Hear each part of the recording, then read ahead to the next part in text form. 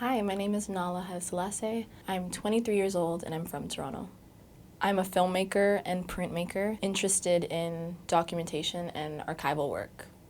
My gaze is diasporic, feminized, not feminist, black, urban in the sense of like I'm from a city and I've always lived in a city,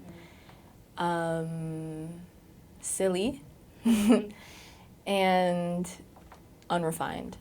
Yeah, I think inherently it's a radical gaze because I'm always working on the counter. Like I'm always on the other side of like whatever the mainstream is, just by nature of like who I am, but also like what I believe in and my value system. It comes from what I consume, like as an artist myself. So I'm always looking to consume work from like internationalist perspectives and people who are interested in freedom. Like I think I want to work from like a praxis of freedom in all of my work. So I think that because I'm working from that modality, like I'm always going to be shifting and I'm always going to be more radical, hopefully, or maybe less radical at times, but I think it's something that's like always shifting.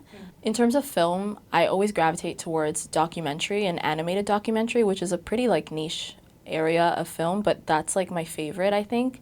Animation in general is my favorite, but I really love when it's used as a tool for like protection and to tell really like complex stories. I would say I also really gravitate towards archival work and like found footage or reworking the archive or working in a counter perspective.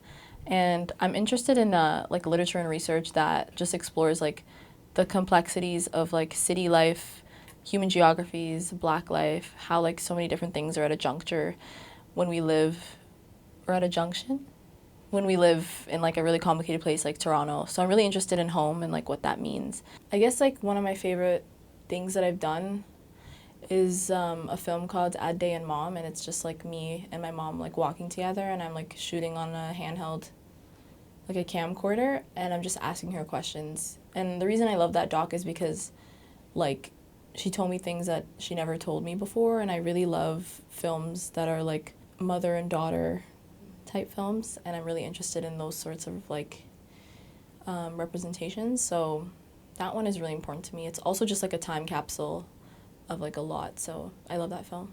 For me, I come from like two places, which my like community here in Toronto, but also where I'm from back home, where the archive either has been like destroyed because of like war, because of genocide, or it's just never existed in the way that I see my people. So my dad came to Toronto as a refugee from Tigray in the 80s, and he settled in Toronto like during then. And he's lived in the community of Flemington Park since like the early 90s, late 80s.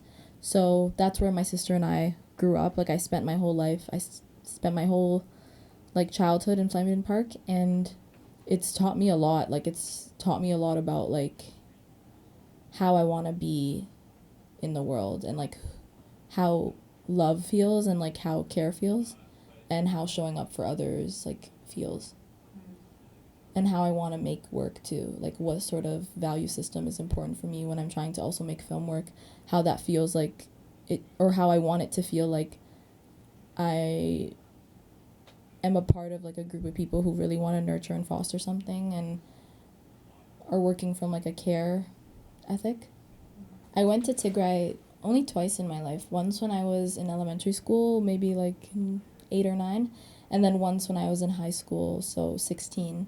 So I think those are very seminal years in like life in general, but to go to like where your parents are from, also very important. And I know more about Tigray through my parents than actually my own experience, and I think that that's also like a very specific way to understand a place. I know that the pursuit and like the struggle for freedom has been a decades long journey, and it continues. It's really hard when like cycles of history repeat, because this is sort of the same reason why my dad became a refugee and came to Toronto in the 80s. So it's like I'm experiencing like the double pain from my dad, and then the own pain of like experiencing it from afar, which is like a really complicated thing. I think the reason why I'm also so interested in the archive is like during the war, like during the genocide, there's a martyr museum in Tigray where there's like archival photographs and like just all sorts of important like memorabilia and artifacts from like the past struggles for freedom against the Ethiopian government that were destroyed intentionally by the Ethiopian government. So like my thinking is, or what I know is that if you try to destroy people's memory, like memory is in the form of like physical things, and obviously it's also like something that's like not physical, but when there's specific intent to like destroy what you have and what that represents for you, it's like I really want to be vigilant in like trying to like archive what I can from like my specific perspective, which obviously isn't one that's like natively Tigrayan, but it's one that's on the fringe or wherever it is. So that's just why the archive is so important to me. Like to see a martyr museum like be like bombed and like raided and like pillaged is like really painful. It's like destroying a people's memory, which is a part of genocide.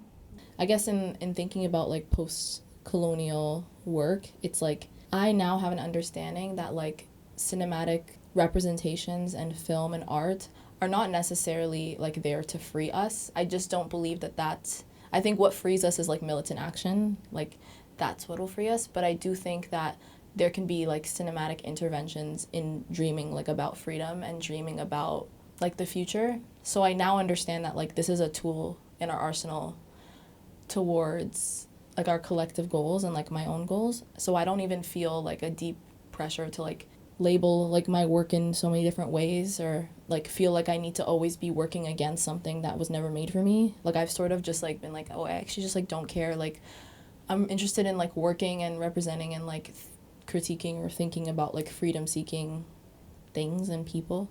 Document the people, document perspectives and like complexity. Like I come from a place that's been highly militarized for like decades and has experienced genocide, warfare, like all sorts of evils or like things that come from like the foot of imperialism.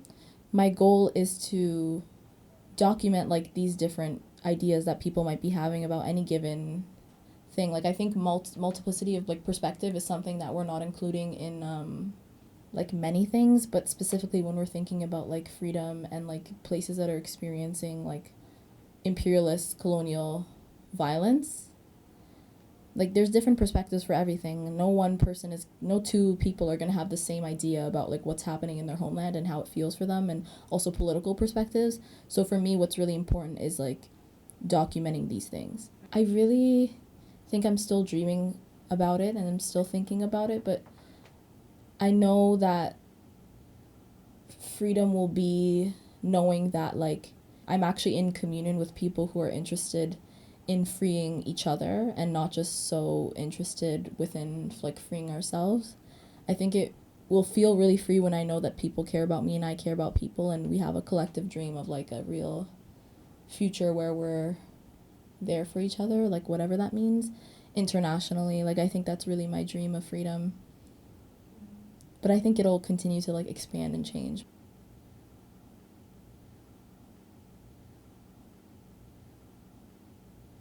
And like love is freedom, I think, too.